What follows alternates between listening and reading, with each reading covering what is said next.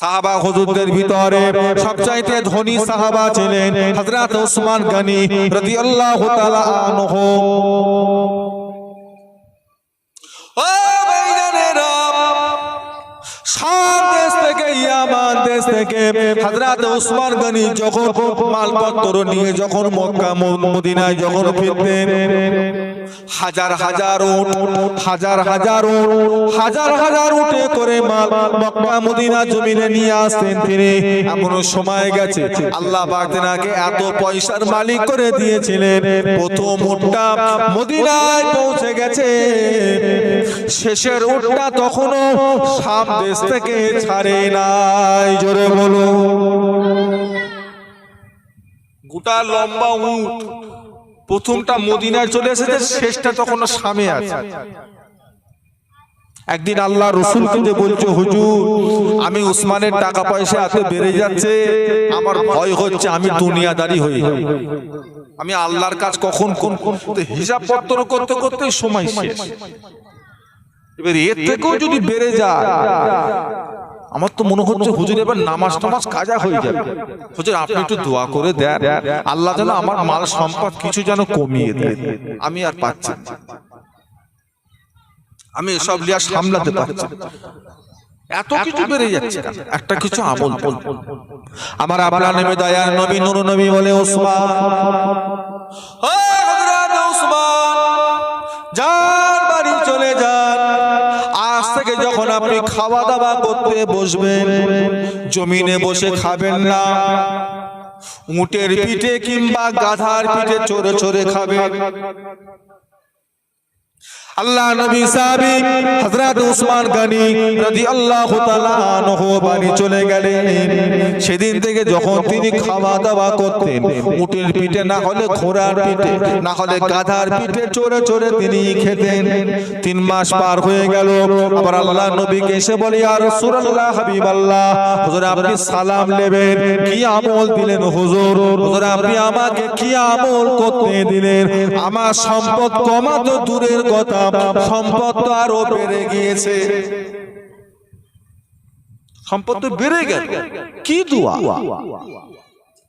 আপনি আমল দিলেন, আমি তো আমল করছি। বলে, উসমান কিভাবে খাও? বলছে, হুজুর ঘোড়ার পিঠে না হলে উটের পিঠে না হলে গাধার পিঠে জমিনে বসে আমি খাই।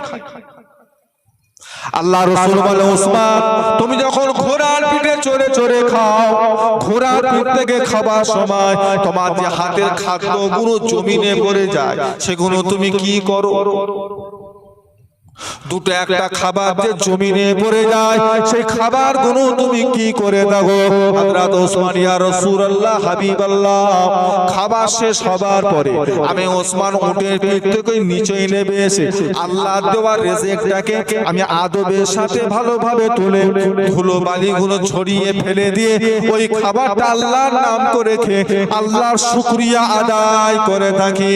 আল্লাহ রাসূল বলে, ওসমান তুমি আল্লাহ দেওয়া রিজিককে যখন এত সম্মান করেছো, এত শুকরিয়া খেয়ে শুকরিয়া করেছো, পড়ে যাওয়া খাবারগুলোকে তুলে তুলে আল্লাহ শুকরিয়া করেছো, আমার সেই আল্লাহ কি পারে তোমার রিজিককে কমিয়ে দিতে?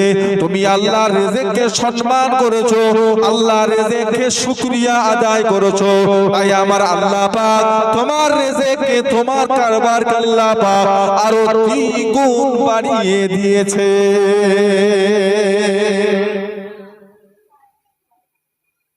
এমনি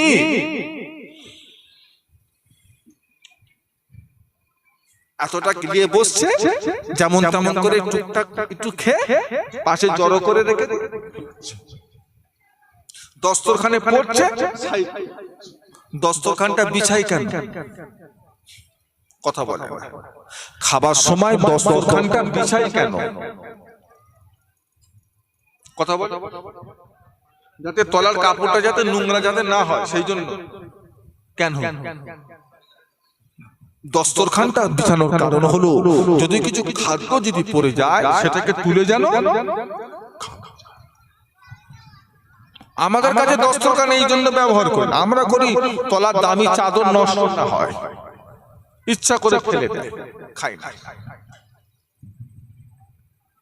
এমন করে খাচ্ছে, এই করতে সেই করতে, লড়তে হাসতে, হ্যাঁ হ্যাঁ করতে, হি হি করতে, হ্যাঁ খাবার রয়ে যাচ্ছে, ভাত রয়ে যাচ্ছে। এদের বরকত হবে? কথা বলবেন। রিজিকটা যে আল্লাহ দিলেন, ওই রিজিকটা যে আল্লাহ পাঠিয়েছেন, কেমন তেমন বরকত হবে? এটা জানে কিছু নেই। এদের খাবার মতো জানের জন্য খিদে নেই, শান্তি খেয়ে আর বিমল খেয়ে গালটাও আর হা করতে পারে না।